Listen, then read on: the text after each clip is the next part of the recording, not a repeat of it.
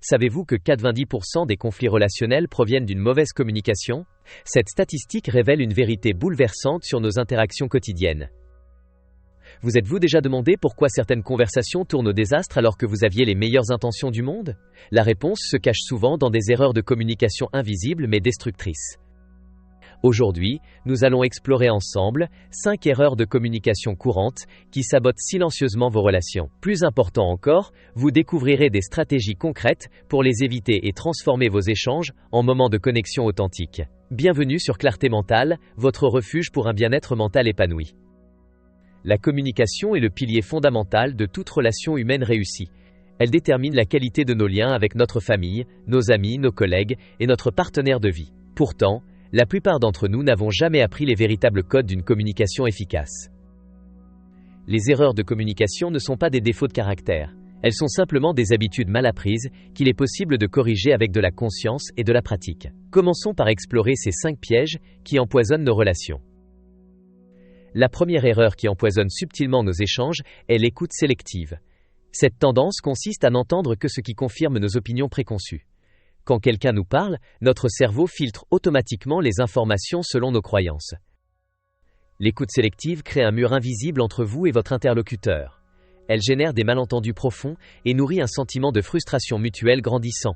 Imaginez votre partenaire qui vous explique sa journée difficile. Si vous n'écoutez que les détails qui vous permettent de donner des conseils, vous ratez l'essentiel. Cette erreur transforme vos proches en étrangers émotionnels. Ils finissent par avoir l'impression que vous ne les voyez pas vraiment, que vous ne saisissez pas leur essence profonde. La vraie écoute demande de suspendre temporairement notre propre agenda pour accueillir pleinement l'autre. La deuxième erreur majeure est l'interruption compulsive. Nous coupons la parole par impatience, par envie de briller ou par peur du silence qui s'installe. Interrompre quelqu'un revient à lui dire que ses pensées ont moins de valeur que les vôtres. Cette habitude détruit progressivement la confiance dans la relation. La personne interrompue apprend inconsciemment à se taire, à retenir ses émotions et ses idées les plus précieuses. L'interruption révèle souvent notre anxiété face à l'inconnu de l'autre. Nous préférons imposer notre vision plutôt que d'explorer la richesse de perspectives différentes. La troisième erreur toxique consiste à adopter un langage accusateur systématique. Nous utilisons constamment le « tu » qui pointe du doigt plutôt que le « je » qui exprime notre ressenti. Dire « tu ne fais jamais attention à moi » déclenche immédiatement les défenses de l'autre. Le langage accusateur transforme chaque conversation en tribunal où l'un accuse et l'autre se défend. Cette dynamique épuise les relations et éloigne les cœurs qui cherchent pourtant à se rapprocher. Quand nous accusons, nous oublions que derrière chaque comportement se cache un besoin non satisfait. La quatrième erreur dévastatrice est la généralisation abusive. Nous utilisons des mots comme « toujours »,« jamais »,« tout le temps » qui transforment un événement isolé en vérité absolue. Dire « tu arrives toujours en retard alors que la personne a été ponctuelle, 90% du temps, crée une réalité déformée. Ces généralisations blessent profondément car elles nient les efforts et les progrès réels de l'autre personne. Notre cerveau adore les raccourcis et les catégories simples, mais les relations humaines sont infiniment plus nuancées que nos généralisations hâtives ne le suggèrent. La cinquième et dernière erreur critique est l'évitement systématique des sujets sensibles. Nous pensons préserver la paix en taisant nos vrais ressentis et nos besoins profonds. Cet évitement crée une fausse harmonie de surface qui cache des tensions souterraines explosives.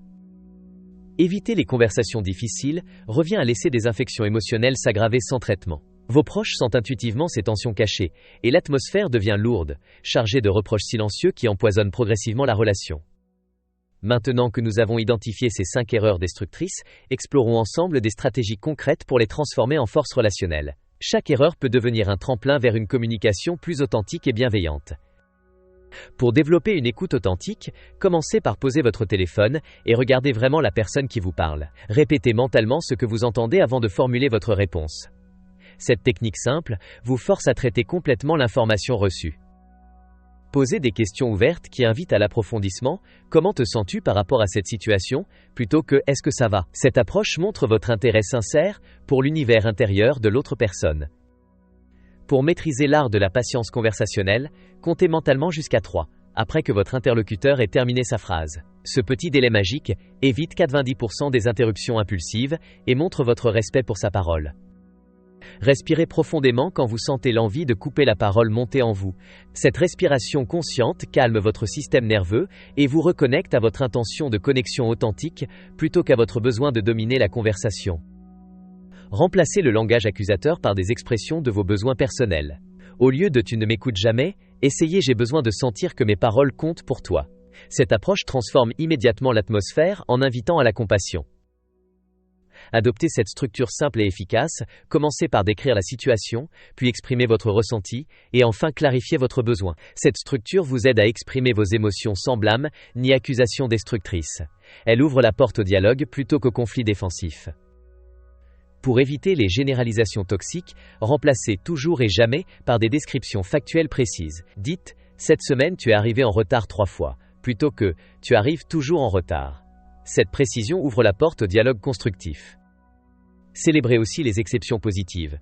J'ai remarqué que tu avais fait un effort pour être ponctuel lundi et mardi. Comment puis-je t'aider à maintenir cette dynamique ? Cette approche encourage les comportements positifs, au lieu de focaliser uniquement sur les problèmes. Pour aborder sereinement les sujets délicats, choisissez un moment calme où vous êtes tous les deux disponibles émotionnellement. Commencez par exprimer votre intention positive. Je tiens à notre relation et j'aimerais qu'on puisse parler de quelque chose qui me préoccupe. Acceptez que ces conversations puissent être inconfortables au début. L'inconfort temporaire est le prix à payer pour une intimité authentique et durable. La vulnérabilité partagée crée des liens plus profonds que la superficialité protectrice. Rappelez-vous que chaque erreur de communication corrigée représente un pas vers des relations plus profondes et plus satisfaisantes. Vous n'avez pas besoin d'être parfait dès le premier jour, la transformation demande de la patience envers vous-même. Observez comment vos efforts influencent positivement l'atmosphère de vos relations. Les autres répondent généralement avec reconnaissance à votre nouvelle approche bienveillante et respectueuse. Votre changement inspire souvent un changement réciproque. Cela vous semble familier, n'est-ce pas ? Ces erreurs de communication nous concernent tous à différents degrés. L'important n'est pas de se culpabiliser, mais de prendre conscience pour évoluer vers des relations plus harmonieuses. Imaginez un instant comment vos relations pourraient se transformer si vous appliquiez ne serait-ce qu'un seul de ces conseils dès aujourd'hui. Quel impact cela pourrait-il avoir sur votre bien-être quotidien et celui de vos proches ?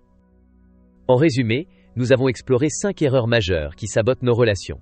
L'écoute sélective, l'interruption compulsive, le langage accusateur, les généralisations abusives et l'évitement des sujets sensibles. Chacune peut être transformée en force relationnelle. Les solutions incluent l'écoute authentique, la patience conversationnelle, l'expression des besoins, la précision factuelle et le courage de la vulnérabilité. La communication bienveillante n'est pas un talent inné, mais une compétence qui se développe avec la pratique consciente. Votre bien-être mental et relationnel mérite cet investissement en temps et en énergie. Des relations harmonieuses nourrissent votre âme et enrichissent considérablement votre expérience de vie quotidienne. Si cette vidéo vous a apporté des éclairages précieux, n'hésitez pas à cliquer sur le petit pouce en l'air. Abonnez-vous à Clarté Mentale pour recevoir régulièrement des conseils pratiques sur le bien-être mental et l'amélioration de vos relations interpersonnelles. Quels conseils allez-vous essayer en premier ? Partagez votre réflexion dans les commentaires. Vos expériences enrichissent notre communauté bienveillante et inspirent d'autres personnes dans leur cheminement personnel vers des relations plus épanouissantes. Si vous souhaitez approfondir le sujet des relations harmonieuses, je vous invite à découvrir nos autres vidéos sur la gestion des conflits et le développement de l'empathie. À très bientôt sur Clarté Mentale pour continuer ensemble ce voyage vers le bien-être relationnel.